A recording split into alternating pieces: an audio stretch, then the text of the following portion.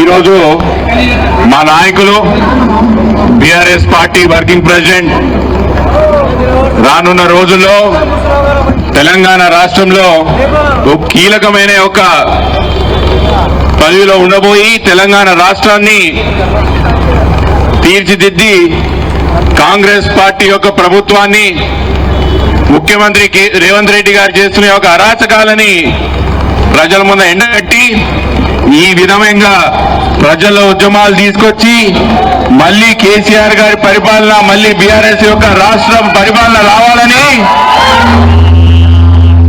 రేవంత్ రెడ్డికి అసలు సిసలైన మొగుడు ఈరోజు మా నాయకులు రామన్న గారికి, పెద్దలు అమ్మ సబితా ఇంద్రారెడ్డి గారికి, అన్న స్వామి గౌడ్ గారికి, ఇక్కడ విచ్చేసిన చాలా మంది శాసనసభ్యులు ఉన్నారు, ప్రశాంత్ అన్న గారికి, శ్రీనివాస్ యాదవ్ గారికి, కాలేరు వెంకటేష్ గారికి, వేదిక మీద ఉన్న చాలా మంది పెద్దలందరికీ కూడా పేరు పేరున నమస్కారాలు. మనం ప్రత్యేకమైన కారణంతో రావడం జరిగింది.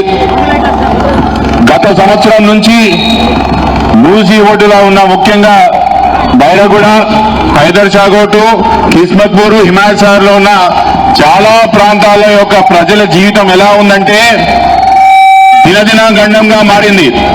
రేవంత్ రెడ్డి గారు ముఖ్యమంత్రి అయినప్పటి నుంచి ఆయనకి కలలో వచ్చిన చాలా ప్రాజెక్టులని, ఇంప్రాక్టికల్ ప్రాజెక్టులని, సాధ్యం కాని యొక్క ప్రాజెక్టులని ప్రజల మీద ఒక రుద్ది ప్రజల జీవితాలని నాశనం చేయాలని చూస్తున్న దానికి ఉదాహరణ ఈరోజు మూసీ సుందరీకరణ ప్రాజెక్ట్. ఆ రోజు కేసీఆర్ గారు ముఖ్యమంత్రి ఉన్నప్పుడు మూసీ యొక్క సుందరీకరణ ఎట్లా చేయాలో చూపించింది కేసీఆర్ గారు. ఎస్టీపీలు కట్టి ముందు మూసీని సుందరీకరణ చేసిన తర్వాత అటు ఇటు ఒడ్లని ఎట్లా మార్చాలా, ఎట్లా సుందరీకరణ చేయాలా, మూసీని ఎట్లా అభివృద్ధి చేయాలని ఒక మోడల్ ఇచ్చింది ఆ రోజు కేసీఆర్ గారు.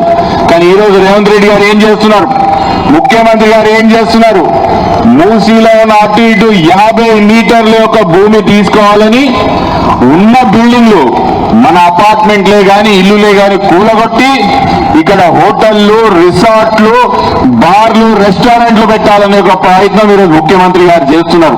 నేను ముఖ్యమంత్రి గారికి అడుగుతున్నా, 50 మీటర్ లోపల ఉన్న బిల్డింగ్లు నిజంగా కూడా బఫర్ జోన్లు ఇల్లీగల్ అయితే మీరు కట్టుకోవాల్సి అనుకుంటున్న హోటల్లే గాని రిసార్ట్లే ఇవి లీగల్ ఎట్లయితే అని అడుగుతున్నా. నేను ఎవరి జీవితాలతో ఎవరు ఆడుకుంటున్నాను, అసలు మీకు ఏం అధికారం ఉన్నది అంటున్నా. ఒక్కొక్క రూపాయి కూడగట్టి గంటలు ఆఫీసులలో కష్టపడి ఈరోజు అపార్ట్మెంట్లు కట్టుకున్నారు. ఈరోజు అన్ని కూడా లోన్ల మీద, మార్టిగేజ్ మీద అపార్ట్మెంట్లు ఇల్లులే ఉన్నాయి. ఈరోజు మీరు ఏం చేసిండ్రు, సంవత్సరం నుంచి ఈ ప్రాపర్టీలన్నింటినీ, ఈ ఆస్తులన్నింటినీ కూడా ప్రాబిషన్ లిస్ట్ లో పెట్టిన మీకు అధికారం ఎవరిచ్చిన ముఖ్యమంత్రి గారు అంటున్నా. మీకు మనసు లేదా, కనికరం వస్తలేదా? పేదోళ్ళు పాపం, మనకు చాలా ఆస్తులు ఉండొచ్చు, మీకు చాలా అంతస్తులు ఉండొచ్చు, చాలా ఇల్లులు ఉండొచ్చు. పేద మధ్యతరగతి కుటుంబాలకు ఉన్నది ఒకటే ఇల్లు కదా. అవసరానికో, ధైర్యానికో, చూపించడానికో, ఆత్మగౌరవానికో మా వాళ్ళకు ఉన్నది ఒకటే ఇల్లు కదా. ఆ ఇంటిని కూడా మీరు తీసుకొచ్చి ఈరోజు కూడగొడతా అని కనీసం ఆస్తి మీద నాకు హక్కు కూడా లేకుండా చేసిండ్రు కదా. మీకు మనసు వస్తలేదా ముఖ్యమంత్రి గారు అంటున్నా. ఈరోజు చాలా మంది ఏమనుకుంటున్నారు, ఓన్లీ 450 కుటుంబాలే మోతున్నాయేమో మూసీలు అనుకుంటున్నారు. కాదు, ఇట్లా 450 కుటుంబాలు ఈ యొక్క మూసీ అడ్డుపడుతున్న అపార్ట్మెంట్లు చాలా ఉన్నాయి. ఓన్లీ మా రాయన్ నగర్ నియోజకవర్గంలో దాదాపు 10,000 కుటుంబాలని నాశనం చేయాలని చూస్తున్నారు ముఖ్యమంత్రి గారు. దీన్ని మేము ఎట్టి పరిస్థితులు అడ్డుకుంటాం, ఎట్టి పరిస్థితుల ముందు నుండి పోరాడతాం.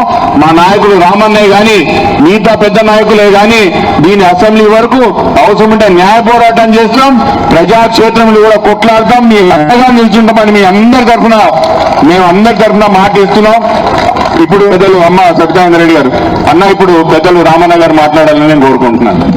అందరికీ నమస్కారం. గౌరవనీయులు